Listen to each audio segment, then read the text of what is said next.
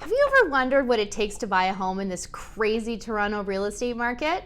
If you want to hear my top 3 tips for finding a home in Toronto 2022 edition, then keep on watching.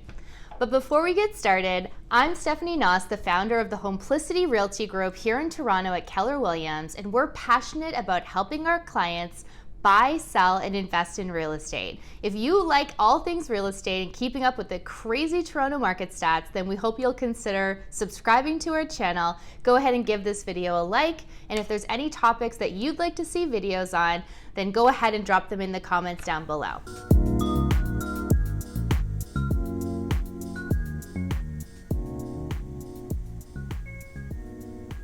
All right, let's get started.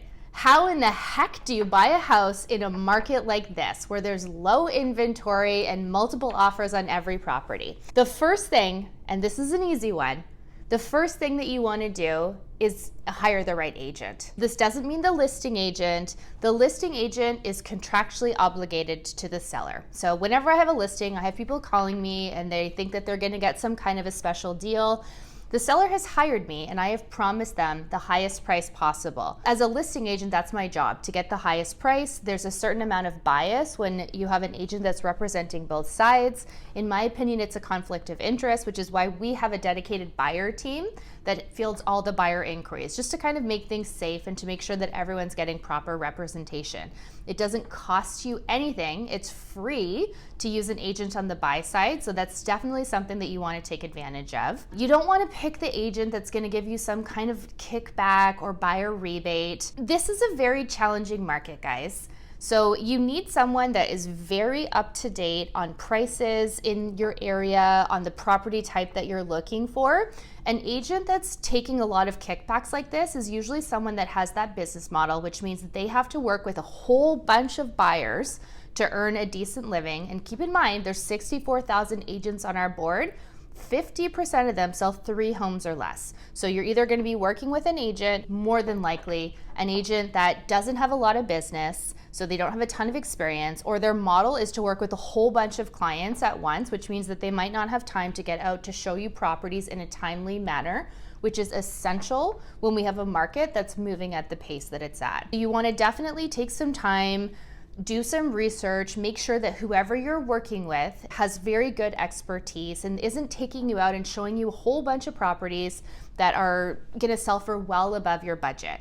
If you're in that situation, you're really not even fishing in the right pond, right? Like, you have a very low success rate, and whatever small kickback an agent's going to give you, we're in a market where for the downtown core for condos, we're up almost 25 to 28% year over year. So that's like 2% a month. And for houses, 18%. So 1.5% a month. So having an agent that isn't getting you out to take a look at the properties in a timely manner, or doesn't have an idea where the property is going to sell, and you both are kind of learning as you go along, a month from now could end up costing you 2% of your purchase price. And if we're taking a look at the average condo price is $800,000 right now in the central core, that's $16,000. So I can pretty much guarantee that whatever rebate they're giving you, it's probably not going to be more than what they could potentially be costing you with lack of experience, market knowledge, and one-on-one attention to detail. So make sure that you're hiring the best possible agent. It doesn't have to be us, although we do work with many buyers. As I said, our specialty is Toronto condos, Toronto lofts, and beautiful, unique modern homes downtown.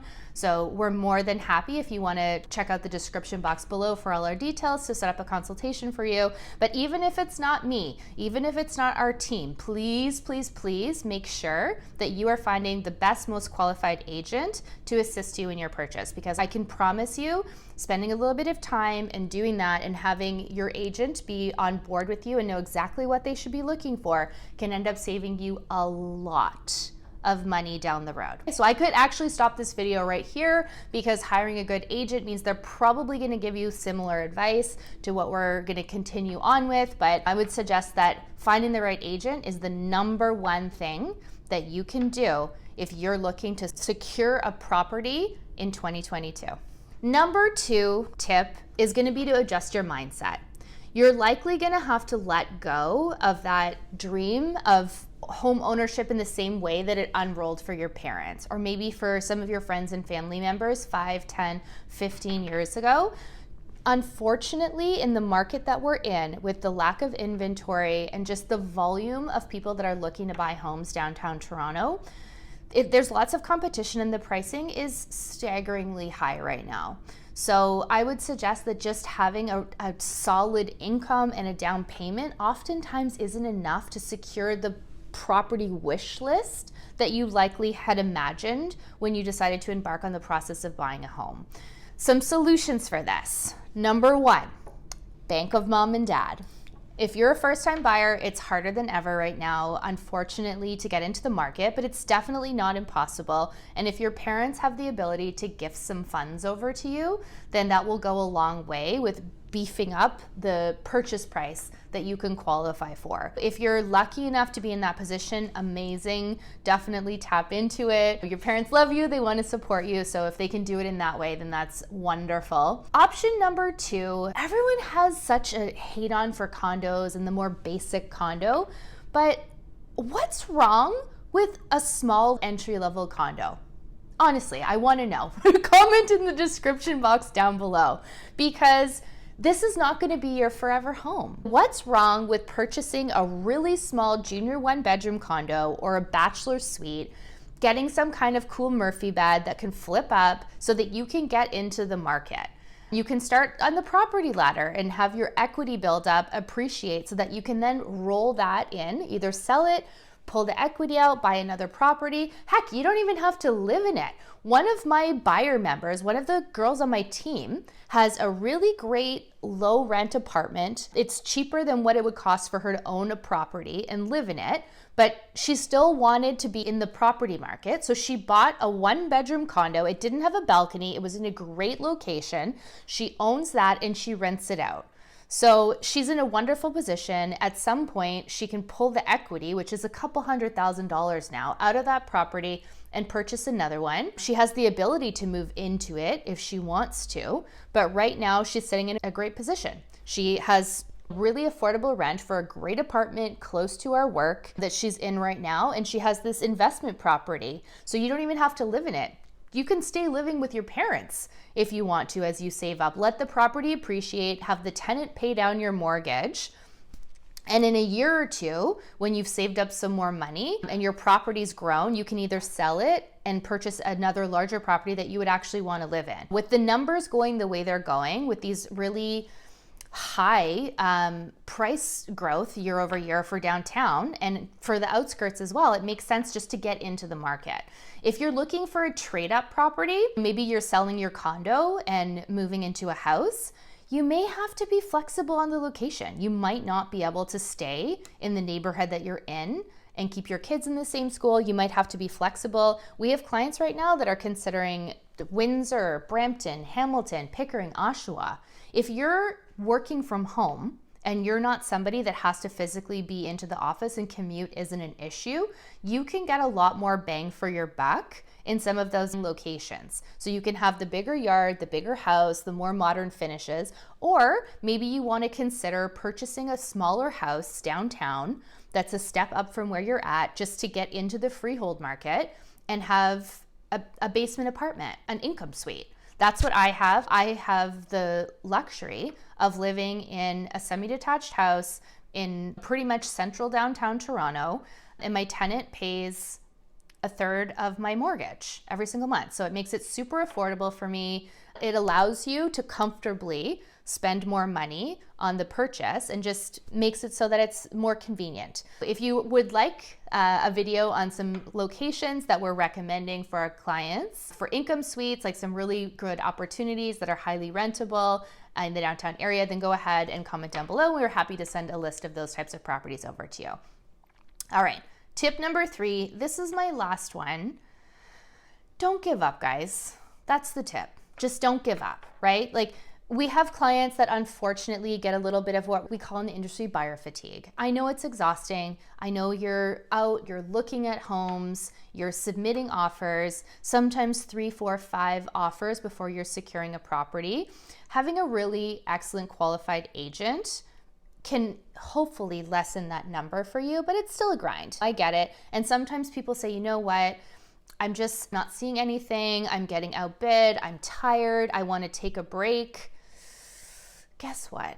If you do that, there's a very high likelihood that the price you didn't like today is going to look like a deal in 1 to 2 months. And I can say this because we've seen it happen with clients, and I wouldn't be doing my job if I didn't at least advise people of that. Nobody knows what's going to happen with the market. If I had to guess, I would say that we're going to continue to see prices go up. Maybe not the 24 to 28% that we've seen year over year. We're still going to see significant gains. If we take a look at the average price of a condo downtown is $800,000 and 24% increase, that's 2% a month. That basically means that if you take a break for 2-3 months, that's $16,000 a month. So exit the market now, pause, come back. In the summertime, the same condo could cost you upwards of $32,000 more than it did today, based on the current numbers that we're looking at, right? It's not putting you in a position that it's going to move you closer to your goal. It's probably setting you up to have to make more compromises and potentially settling for a lesser location or a smaller property than what you could have bought today, right? So just something to keep in mind. And the other thing is that we have clients that are like, well, we're just going to wait until our property increases. So I want to wait for my condo to increase in value before I sell it and buy a house. But let me explain why that doesn't work. Because when we take a look at the two price points, the higher price point, even though houses are only up 1.5% per month and condos are up 2% a month, the $800,000 condo in 1 month, let's say, goes up by 16%. The $1.8 million condo at 1.5% is going up 26,000. So there's still a gap. There's always going to be a gap. So this isn't really a situation where you're going to be able to save, unless you can find a way that you're going to be able to save more than $16,000 a month on average. And those are just using the basic average numbers, which most people can't, by the way, which is why they're uncomfortable even with the numbers that we have now. You're just probably not getting yourself in a position where you're moving closer to your goal. So make sure you have a good agent who's going to give you the right information and guide you along the way in the process. Adjust your mindset a little bit so that we can make sure that we're moving towards the goal. If the goal is eventually to buy a single family home, great. Let's move you towards that goal, but let's start with the entry-level condo, and then let's trade up to a larger condo, and then let's trade up to an entry-level house with an income suite, or maybe consider some areas outside the city. Just don't give up. Having a good agent giving you the good advice so that you can realize your goal is so important, and we just love seeing people be successful and become homeowners. So that's it. Those are my tips. I hope you enjoyed it. If you like this video, go ahead and give it a thumbs up. If you would like information on any of the Toronto neighborhoods, or if you'd like to schedule a time to have some conversation about your purchasing goals with myself or one of our team members, go ahead and access our information in the description box below. We'd welcome the opportunity to hear from you. And until next time, thank you so much for watching. If you like these videos, don't forget to give it a thumbs up and subscribe. You can follow us on Instagram and Facebook at Homeplicity Realty. Bye for now.